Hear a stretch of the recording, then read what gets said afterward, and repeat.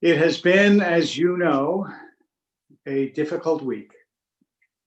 It's been a difficult week, not only on the level of individuals, but obviously as a country, and it continues to be difficult for the world, but I think in particular for our nation. This has been a time of testing and trial and difficulty and pain. And one of the lessons that the Torah actually teaches us this week in Naso is that when it talks about counting people, it uses the word to lift up. That people are counted by being lifted.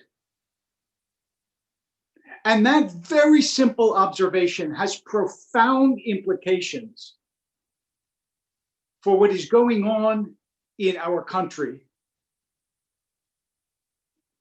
Because when people feel pain or anguish or loss, when people feel alone, when people feel hurt,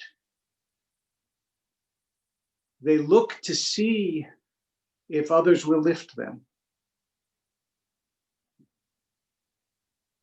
We know that sometimes out of defensiveness, when others are hurt, our first reaction is to say, it's not our fault. We didn't do this. Or you're not really hurt. Or things aren't as bad as you think. But those reactions virtually never serve to alleviate the hurt. Because the person wants to be listened to and lifted up. Even words of comfort can ring hollow at such a time. The rabbis say you should not comfort somebody when their dead lies before them. First, there has to be a moment of silence and listening and recognition of the pain of the other. Last night at our service of healing, I said, look, I don't know. I can't know exactly how it feels for an African-American child to be watching the computer or a television and see Walter Scott running away from a policeman and being shot 5 times in the back. I don't know what that says to that child on the deepest level, although I can guess. I don't know what it feels like to see George Floyd on the ground with the knee in his back crying out, and then to see him die. But I do know that after the commiseration, after the acknowledgement of pain, after the silence and the listening, there must be lifting. That is our task. That we are told in this very parsha, in Naso, of Birkat Kohanim, of the priestly blessing, that it is the job of the Kohanim, and by extension, the job of all of us, to bring God's blessing to others, to be conduits and channels and means of blessing. That to respond with the anger of hurt, with the anger of defensiveness, lifts no one.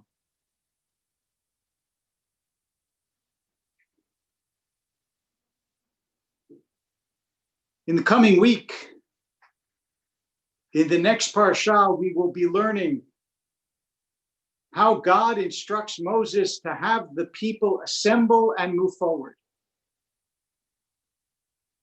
And it says specifically in Devarim that you assemble with a tikiyah and not with a truah. The tikiyah is the long blast of summoning, and the truah is the sound of alarm.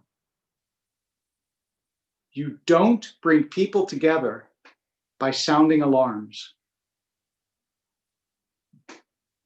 You might bring a faction together. You might be able to consolidate your people against their people. But you don't bring a nation together by sounding alarms. You bring a nation together by summoning us, as Lincoln put it, to the better angels of our nature, by lifting us up. And we look to our leaders for words of healing, words of kindness, words of goodness, words of embrace, words that too often we have not heard.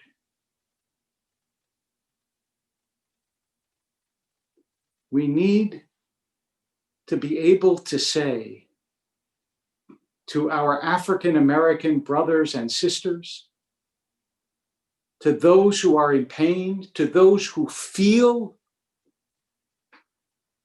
that they are strangers in their own land,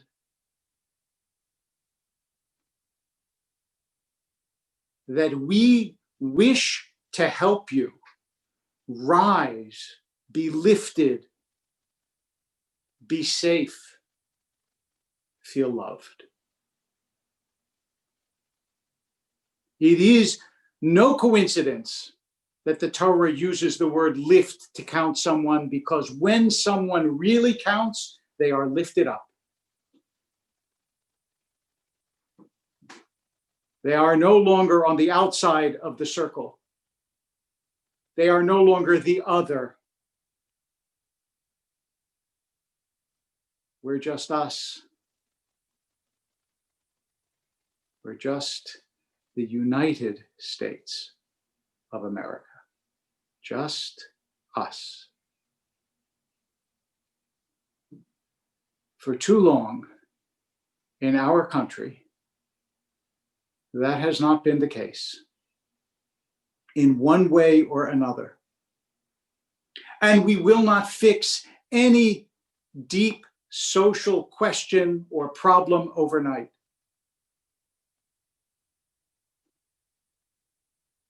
But every great change begins inside of every person and moves outside. The great changes begin with changes of heart, and then they become changes in society.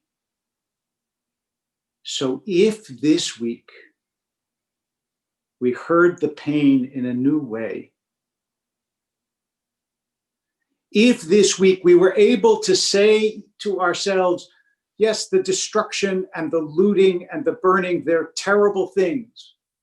They ought not to be done. They're destructive, and they don't bring anyone together, and they help nothing. But the deeper question is not who burned that store. The deeper question is what is going on in our society day after day, week after week, month after month, and year after year.